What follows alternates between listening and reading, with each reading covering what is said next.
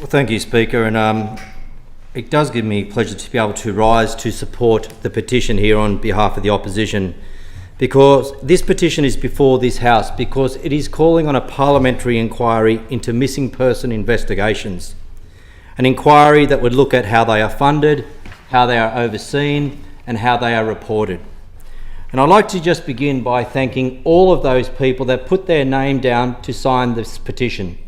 This petition had over 10,000 signatures, and it goes to show how much of a concern and an issue it is to the people across this state. I'd also like to acknowledge some of the names of those people who are in the chamber here today, those that have made the journey to listen to this debate. Firstly, I'd like to acknowledge Chris Darcy, Adele Jago, Mal Johnson and Amanda Green from Sydney Search Dogs. I'd also like to acknowledge Nikki Smith from the Centre for Missing Persons, someone who this is very personal to as well, who her dad has been missing for almost 9 years. To Stephanie Fielding from the Centre of Missing Persons, who's actually come across from Western Australia to be here with this debate today, someone who also has had a brother missing. To Kevin Doherty, who had his twin sister missing and continues for 46 years. And to Jeff Dakers, ex-New South Wales Police Force officer here as well. Welcome. And to all of those online, I say to you, this is an important issue. This is not about blaming. This is not about finger pointing at anyone. This is about how we can do things differently, how we can do things better, and how we can actually support those families across the state that are actually dealing and living with this each and every day. And I want to say that every year, thousands of people do go missing. And when you see thousands of people go missing every year, 99% of those missing persons are found. But it's 1% of people who still remain missing. And it's for those 1% of people across this state that we are here today discussing this particular petition. And for those that are impacted by a missing person, that pain is often invisible.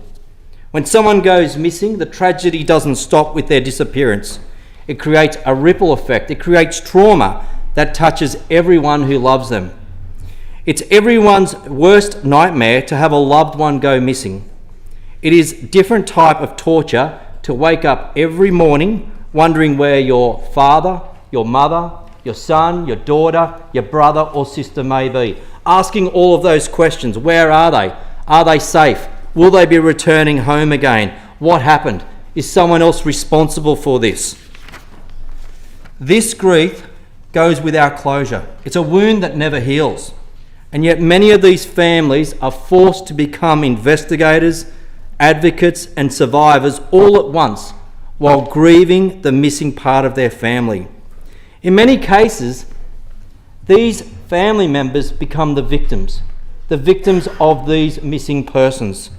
They chase leads, they go out into our communities, they hang posters, they talk to the media and they plead for attention, all while carrying the weight that no one should have to bear. These families don't do this because they want to, they do it because they have to. They are doing whatever they can to bring their loved ones home or to find some answers. And it's this unknowing that lingers. It lingers in their daily lives, day after day, and it's a weight that they carry around with them. Thoughts that occupy their mind each night. It affects not only loved ones, but it also affects communities as well. Now, unfortunately, too often, they feel that they are met with silence, the red tape, the inconsistent support. And that's why we as an opposition are supporting a parliamentary inquiry, because it's about looking at how we can coordinate this approach, how we can ensure that all agencies work together, how we can ensure that other jurisdictions work together, so that we can bring some comfort and bring support to those persons and those families that are dealing with missing persons in their lives. I know that in my particular area, I've had individuals that have gone missing. Jessica Small, Janine Vaughan. We know of the story of Heather Scott, whose house was washed away in a landslip in 2022. I say to those in the government, please listen to the voices of those individuals that have been impacted by this loss. We're not standing here today asking for this in any political measure. It should be bipartisan, and it should be looking after the families that are requesting this and asking for this to happen in this state. Thank the member for Bathurst. The question is that the House take note of the petition. I call the member for Blue Mountains. Thank you, Mr Speaker. I'd just like to first acknowledge those in the gallery and the intent on which you bring this petition before the Parliament today. If there's one thing members of this House can all agree on, it's that every missing person is a tragedy. Behind every missing person is a family, parents, siblings, children and loved ones who are left in limbo, waiting for news, holding on to hope. Trying to bring closure to those loved ones is an incredibly important responsibility that the New South Wales Police carry. As the member for Blue Mountains, I know all too well how missing persons impact the lives of those they love. Many people from across New South Wales go missing every year in my electorate, get lost in potentially life-threatening circumstances. And the exceptional police search and rescue crews work so hard to find and bring home those people. They save lives. It's that simple. I'm just going to take a moment to thank the Blue Mountains Police Rescue Unit, ably led by Sergeant Dal Atkinson, and in fact the entire Blue Mountains Police Area Command, managed by the fantastic Superintendent John Nelson. All new missing person reports are reviewed daily by the Missing Persons Registry. This team of 10 experienced detectives provides support and guidance to police commands and districts across this state, ensuring the best investigative strategies and practices are deployed by the cops in the field, doing everything that they can to find and bring home our loved ones. The registry is available to advise local police around the clock, on call and after hours. Additional to the registry is the Unsolved Homicide team.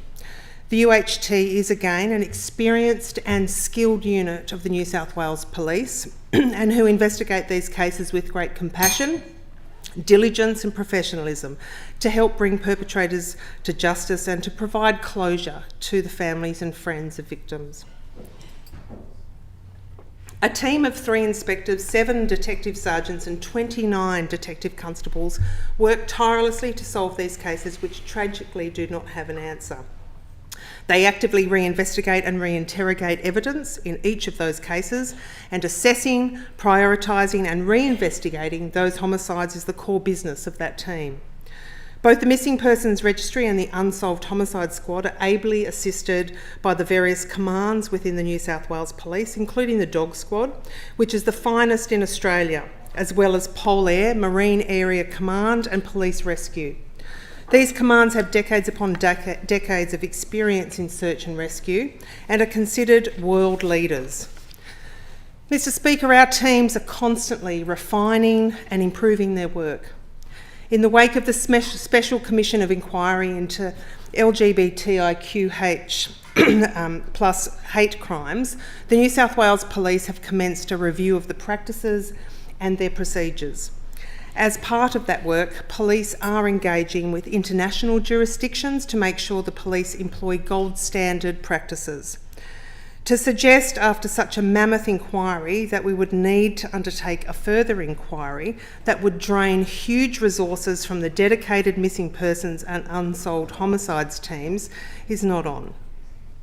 I'm disappointed that the member for Bathurst, who was once the Minister and claimed to support the New South Wales Police, is now seemingly suggesting that elements of the New South Wales Police's important work are substandard and should be privatised and put in the hands of independent search organisations. Member for Bathurst. The fact is, Mr Speaker, the police are working hard every single day to bring missing persons home. The police, Mr Speaker, are working hard every single day to solve the cold cases, and they are working hard every day to make sure they deliver the very best investigations to the people of New South Wales. Thank the member for Blue Mountains. I call the member for Coffs Harbour. Thank you, Mr Speaker. Just want to begin by acknowledging the petitioners in the gallery. congratulations on getting the required signatures for this petition and for bringing it to the House today. And I just want to recognise too that the petition speaks to something deeply personal and profoundly distressing for any family, and that's the trauma of a missing loved one. I also want to begin by acknowledging the police and all the emergency services who are working incredibly hard in very, very difficult circumstances. The petition calls on this House to initiate a parliamentary inquiry into the way missing persons cases, and particularly long-term cases, are currently managed. It also calls for the establishment of an independent organisation dedicated to overseeing and supporting these investigations. This is not a small request. It is a significant and serious call for a systemic review, and it deserves to be treated with equal seriousness by this Parliament. We know that behind every missing persons case is a story of anguish, uncertainty, and too often silence. Families are left in limbo, not knowing whether to grieve, to hope, or how to move forward. These are not just statistics. These are sons, daughters, parents, and friends. And the system charged with finding them must be of the highest standard. Now, I want to again acknowledge the efforts of the New South Wales Police Service. They carry out an incredibly complex and emotionally demanding role in the most trying of circumstances.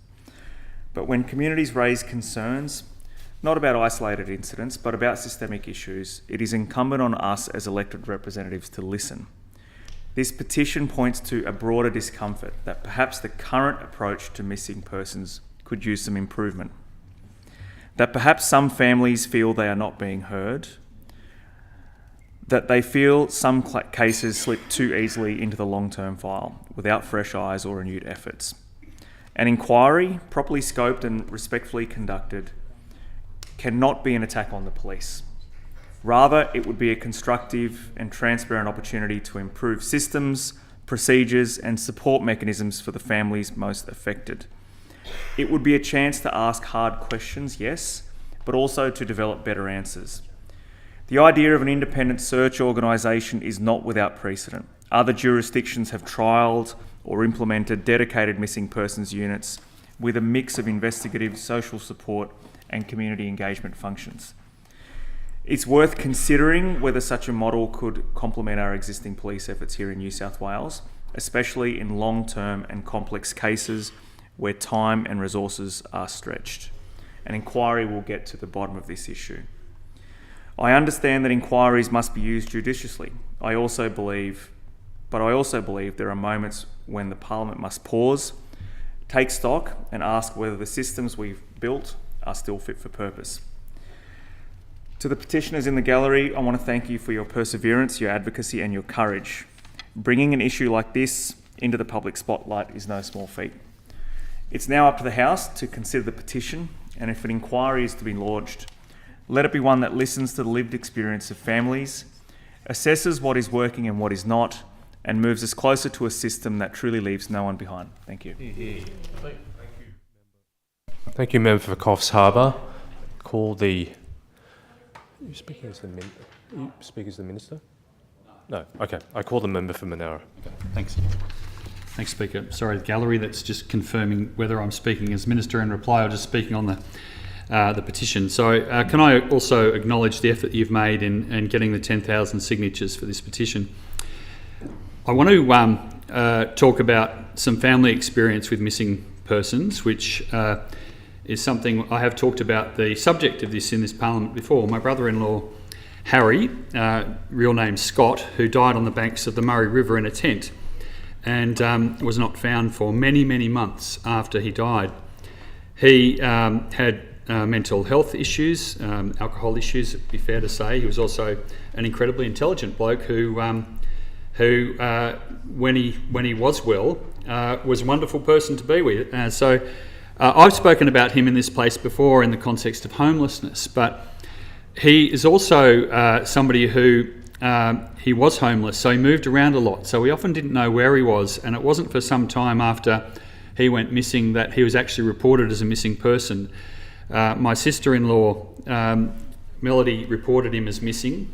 It was well over 12 months before his body was actually found after that. And one of the things which was good about it was the person that Melody had a lot of contact with in the New South Wales Police.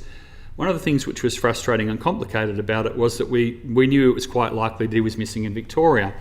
And the state border made things quite complicated in terms of one police force talking to another and working out where to look for him.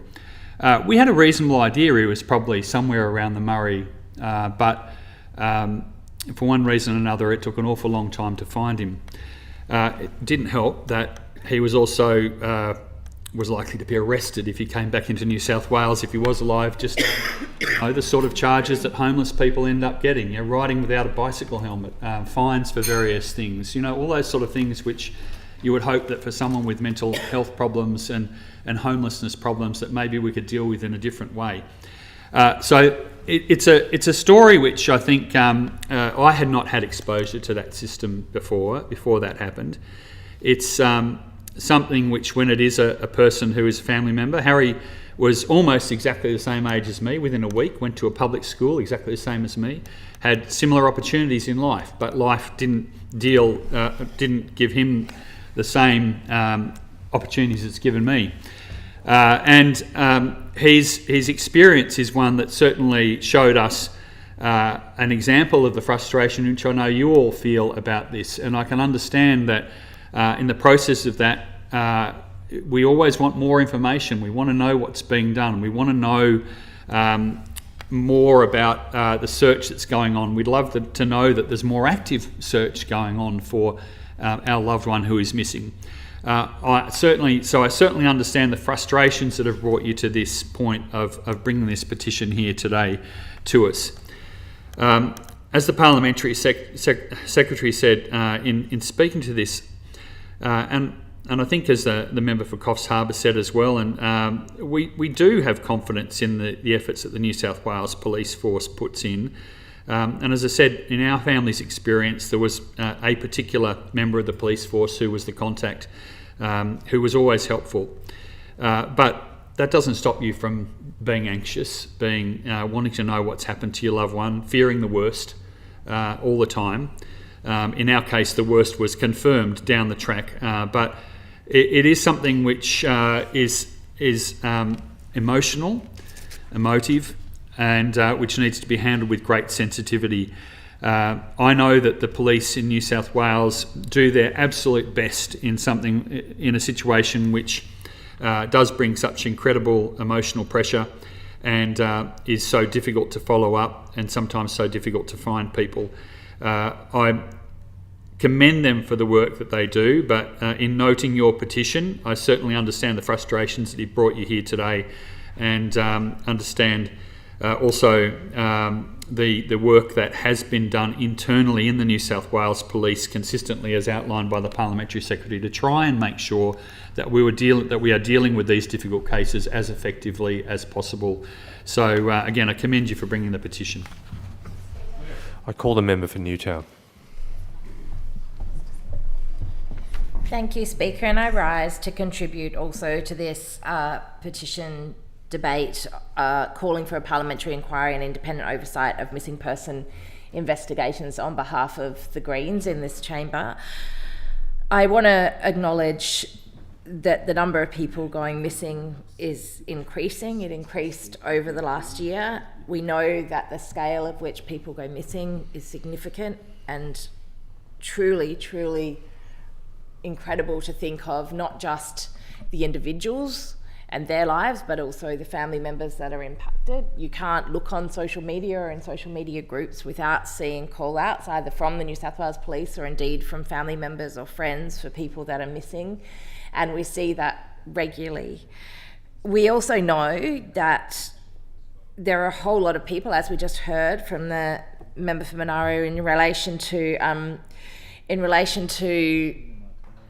the situation with many people, that often it's people in some of the most vulnerable situations that may go missing, people with complex and challenging mental health needs, the higher representation of First Nations people, of women escaping domestic and family violence, indeed of people with complex work conditions or visas that may find themselves going missing, and in many cases those people may find themselves going missing in ways that they may not feel comfortable with the interactions with police. And I want to acknowledge the fact that I know that when we look at the centre, the work that the Centre for Missing Persons has done, and particularly I know that they have worked closely with my Greens colleagues at a federal level in relation to this and calls for associations. I want to acknowledge the work that my colleague in the federal parliament, David Shoebridge, has done in relation to this, that there is very little funding specifically for missing persons and their families. And for example, it is very hard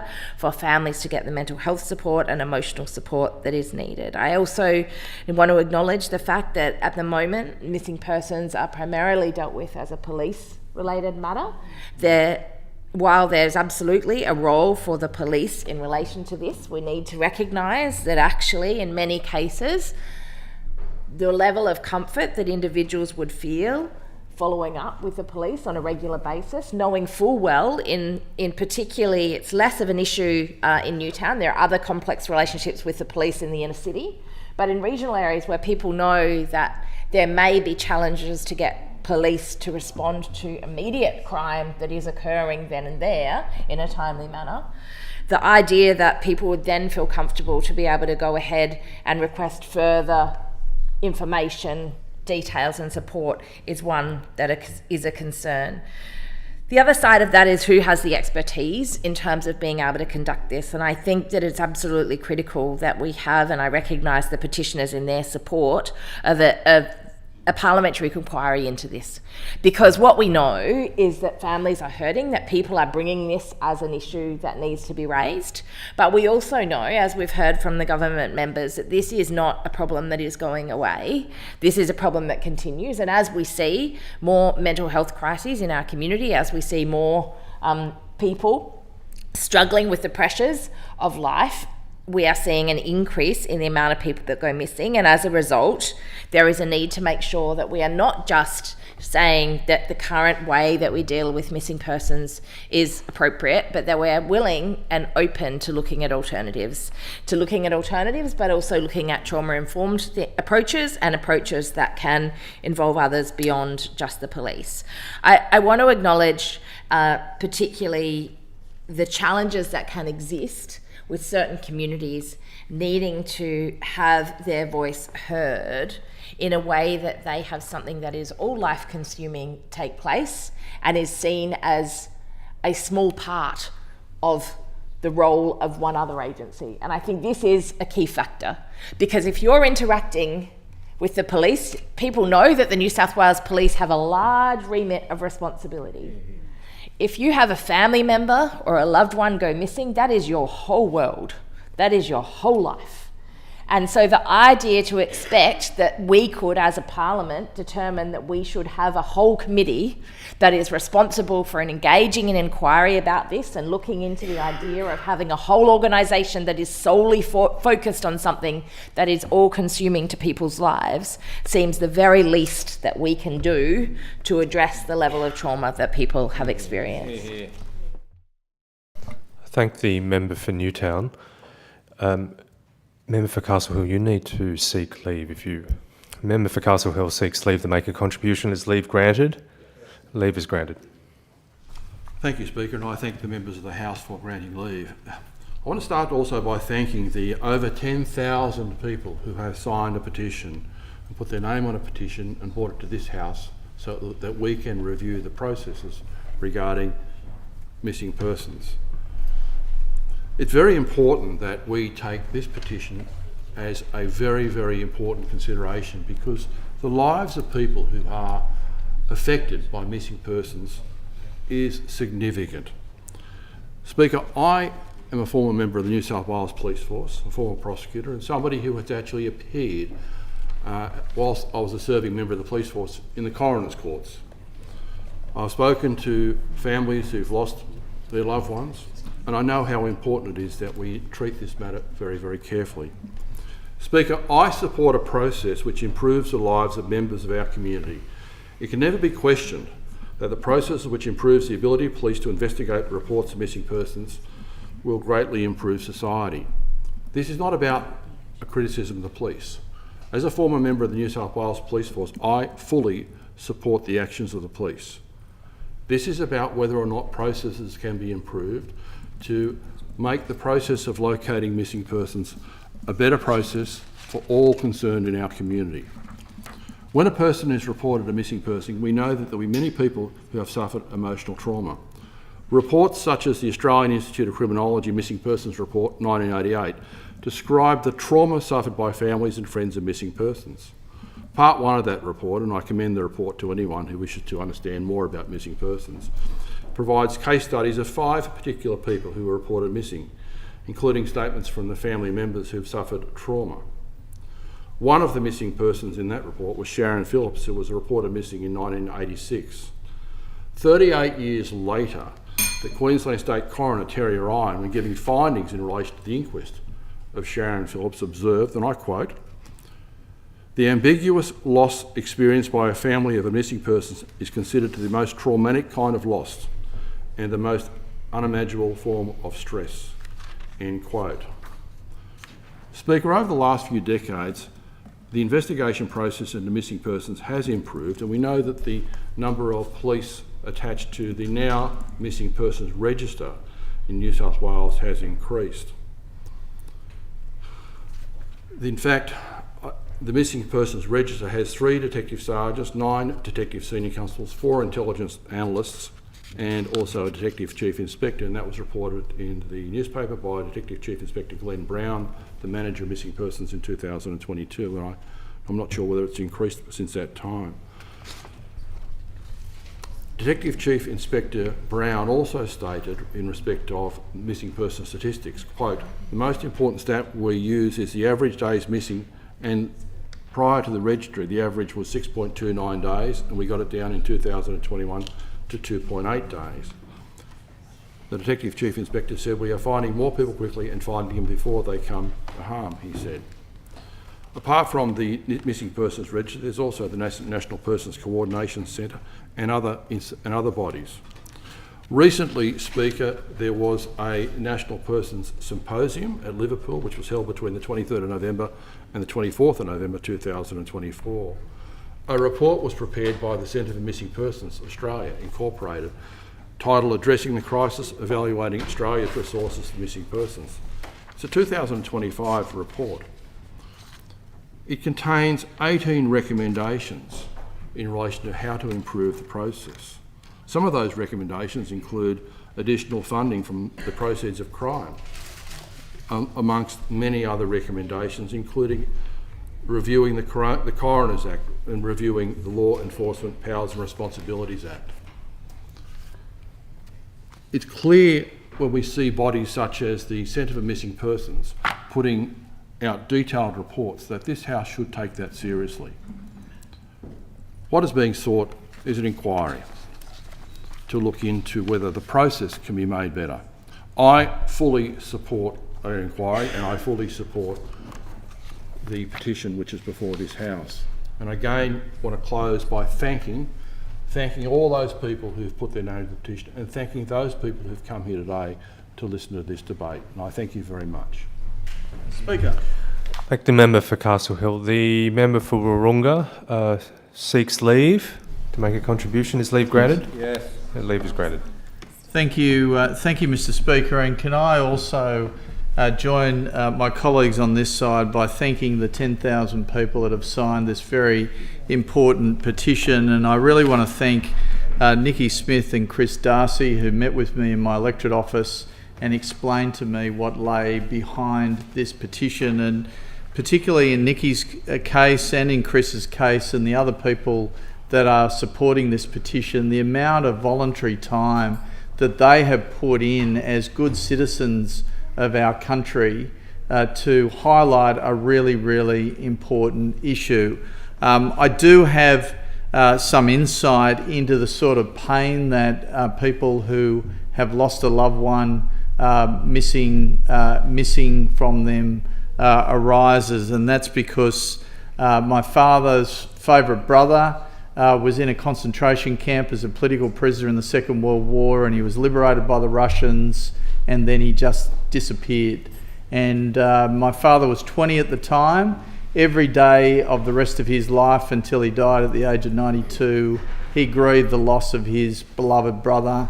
And so I understand the pain that families and friends feel when they lose a loved one who goes missing. And indeed, in my own life, a member of my year, Amanda Zolis, Z-O-L-I-S, who was in my year from year 7 to year 10. She went missing in October of 1979. She's still not been found. And even on a Facebook page from the people that I went to school with, just recently, people were posting and remembering her and saying what a tragedy it was that she was lost and her circumstances never discovered. I think the important thing about this petition is that it requires a bit of compassion from the government to support it. And that's really all that the 10,000 signatories and those who are speaking in support of this petition are really asking for. This is not something that needs to be politicised by people alleging that it's an attack on the police.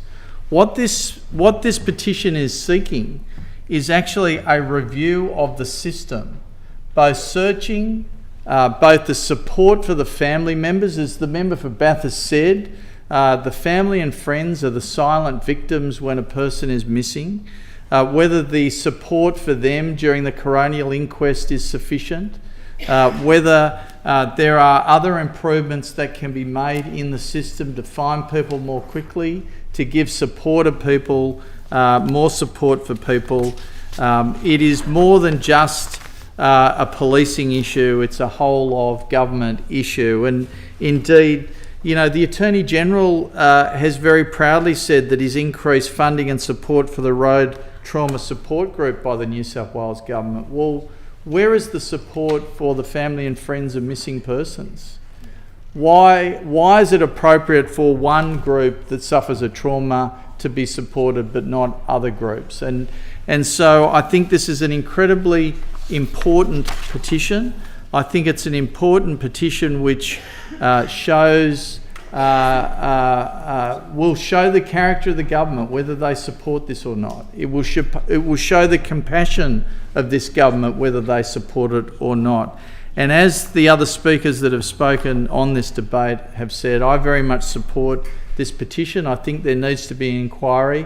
No government can't benefit from an examination of these issues and to do them better. And I just want to round off again by thanking the many people who are giving their voluntary time on an issue that they really think is important for our community, and I commend you, and I support this petition.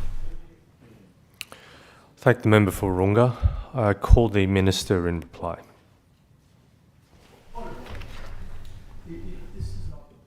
The appropriate minister is the police minister. There's no provision in the standing orders that it has to be the minister. It can be any minister. Thank you, Mr Speaker. And can I also acknowledge the people who have worked so hard to get these more than 10,000 signatures on this incredibly important issue.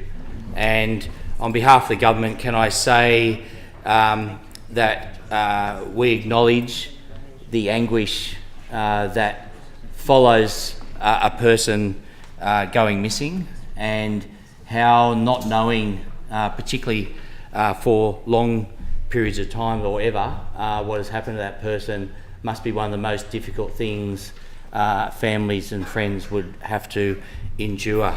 We